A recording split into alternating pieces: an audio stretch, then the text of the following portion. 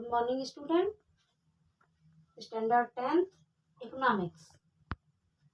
आज मैं आपको इकोनॉमिक्स का second chapter name sector of the Indian economy बताने जा रही हूँ, जिसमें है क्लासिफिकेशन ऑफ सेक्टर्स, यानी सेक्टर्स का जो वर्गीकरण किया गया है उसको बता रही हूँ।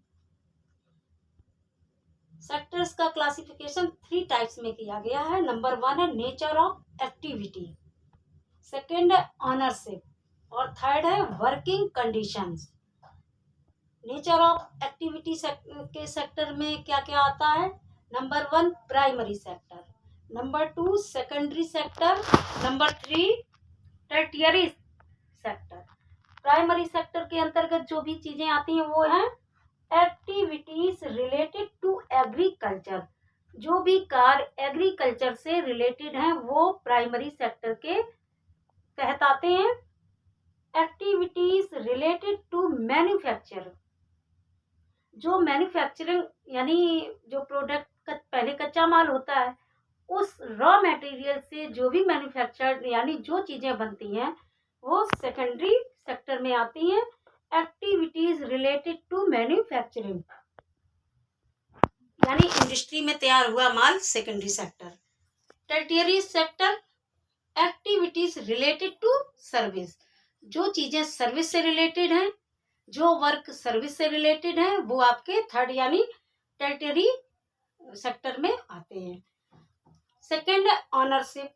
ऑनरशिप को भी दो पार्ट्स में डिवाइड किया गया है। नंबर 1 पब्लिक और सेकंड प्राइवेट। पब्लिक ऑन और controlled by the government, welfare motive provides basic service जैसे railway, post office, police, army.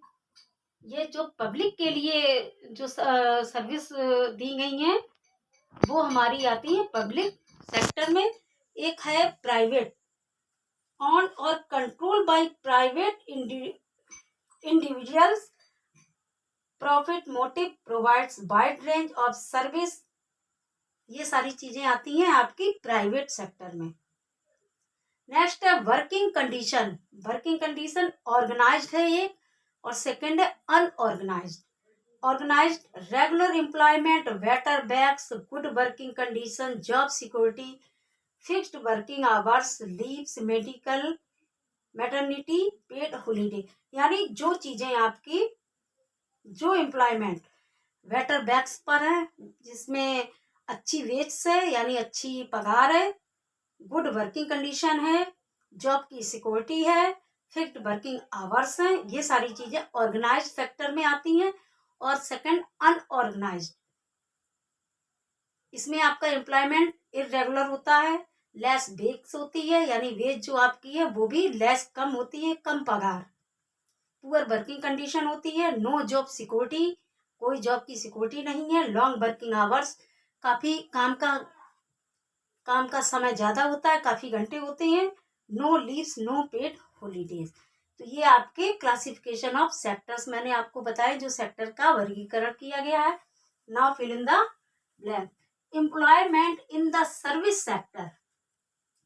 Employment in the service sector has or has not, तो ये है या नहीं है आपका।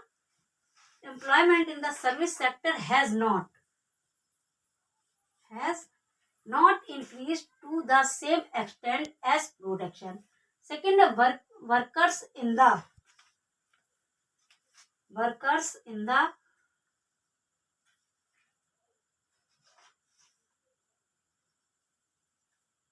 tertiary sector do not product goods. जो टर्टरी सेक्टर्स के वर्कर हैं वो कोई भी प्रोडक्शन तैयार नहीं करते हैं। मोस्ट ऑफ द वर्कर्स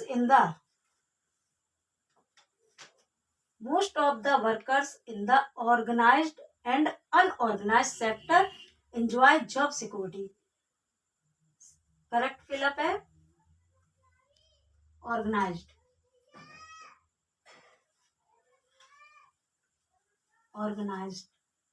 और अब production of laborers in India are working in the unorganized sector large. Large production. Cotton cotton क्या है, नेचुरल प्रोडक्ट है या मैन्युफैक्चर्ड प्रोडक्ट है? तो कॉटन हमारा नेचुरल प्रोडक्ट है। कॉटन हमारा नेचुरल प्रोडक्ट है और जो क्लॉथ उस कॉटन से बना हुआ कपड़ा हमारा क्या है, मैन्युफैक्चर।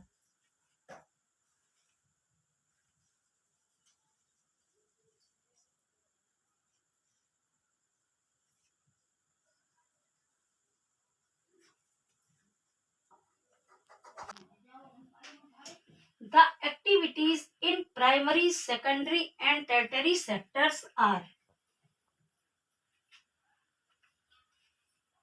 interdependent,